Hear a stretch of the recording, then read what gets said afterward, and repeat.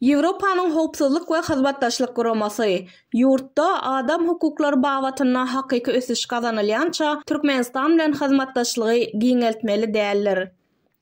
Döwlete değişli bolmadyk halkara adam hukuklary guramalarynyň ýüzlenmesi.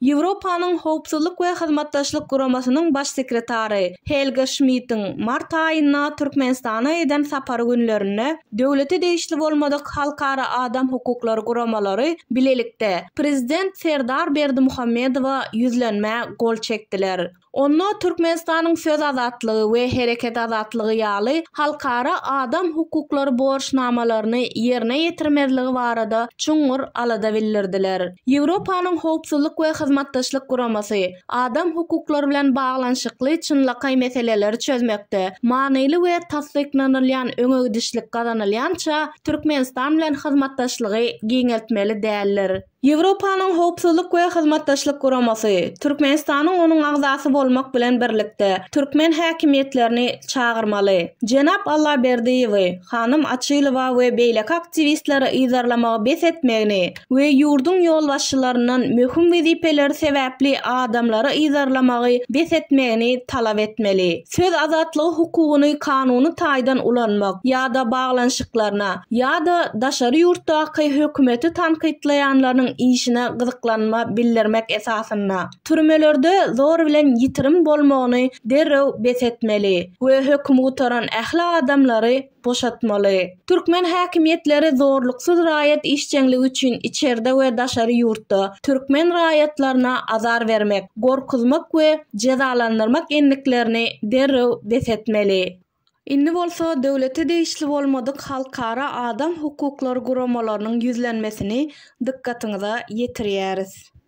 Hormatly baş sekreter Hanım Helga Schmidt. Aşakda gol çeken guramalar ýakyn wagtda Türkmenistana boljak saparyňyzyň öňü syrasyna prezident Serdar Berdimuhammedowa Türkmenistanyň söz we hereket azatlygy we zor bilen ýitirim bolmak hukugyny öz için alýan halkara adam hukuklary borçlaryny ýerine ýetirmezligi baradaky aladalaryňyzy bildirmeňizi haýyş edýäris. Ýewropanyň howpsuzlyk we hyzmatdaşlyk guramasy adam hukuklary bilen baglanşykly çynlakay meseleleri çözmekde manyly we tasdiklanylýan öňegidişlik gazanylýança Türkmenistan bilen hyzmatdaşlygy giňeltmeli däldir. Bizi esasanam Türkmenistanyň hökümet tanqidçilarynyň daşary ýurda gitmegine ruhsat bermezligi aladalanýar. Mysal üçin 2024-nji ýylyň 18-nji ýanwaryna türkmen häkimiýetleri, aklawjy we aktivist Peýgamberdi Allaberdiýewiň Türkmenistandan Eýran bilen serhetden geçmegine ruhsat bermedi. Jenap Allaberdiýew Türkmenistana el ýeterli bolmayan lukmançylyk kömegini almak üçin Eýrana gitmäge synanyşdy. Aktiv işçiligi üçin galplaşdyrylan bidutunçylykda aýyplanyp ceza berilen 2 ýyldan gowrak türmede oturandan soň saglygy epesli yaramazlaşdy. Serhet gullugynyň habar bermegine görä şertli ýagdaýda azatlyga çykanlygy sebäpli Allaberdiýew daşary ýurda gitmäge ruhsat berilmedi. Şeýle de bolsa bu syýahat gadaganlygyny düşündirýän resmi ýazmaça habar gelip gowuşmady. Mundan başga-da 31-nji ýanwarda Serhetdäki wakadan soň Balkanabad şäher kaziýeti Allaberdiýew administrasiw jenaýet kodeksiniň 364-nji maddasyna laýyklykda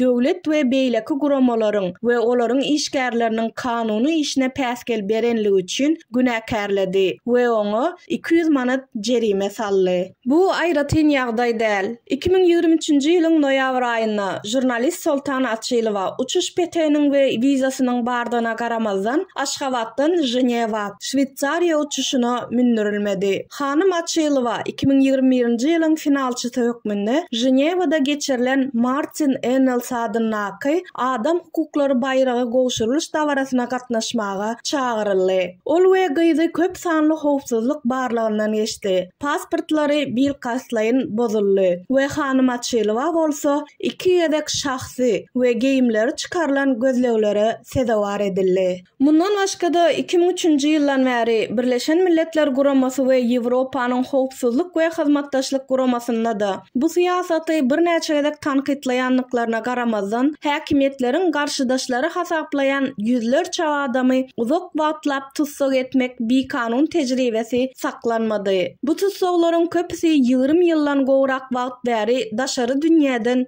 üzüňeleşdirilýär. Türmelerde zor bilen ýitirim bolmak bilen baglanşykly dowam etdirilýän azyndan 95 resmileşdirilen hökümden 30-dan gowrak adam hökmüni tamamlady. Ýöne hökmüň çäginden daşda saklanmagy dowam etdirilýär. Bu geçen ýyllaryň biýdizginçilikleri däl, dowam edýän halkara jenaýat. Bu hereketler raýat azatlyklaryny rehimsizlik bilen basyp ýatyrmak we daşary ýurt adam hukuklary guramalaryny we halkara synçylara ýurda girmekden ýüze görmek bilen birlikde halkara adam hukuklary kanunlaryna ýygyderli äsgermezlik edilýändigini we Türkmenistanyň konstitusiýasyny, Ýewropanyň howpsuzlyk we hyzmatdaşlyk guramasynyň adam ölçegindäki borçnamalary we raýat we syýasy hukuklar baradaky halkara şertnama laýyklykda hereket azatlygy, söz azatlygy we zor bilen ýitirim edilmezlik hukugundan peýdalanmagy kepillendirýän halkara borçnamalary bozýanlygyny görkezýär. Ýewropanyň howpsuzlyk we hyzmatdaşlyk guramasy Türkmenistanyň onuň agzasy bolmak bilen birlikde türkmen häkimetlerini çağırmaly.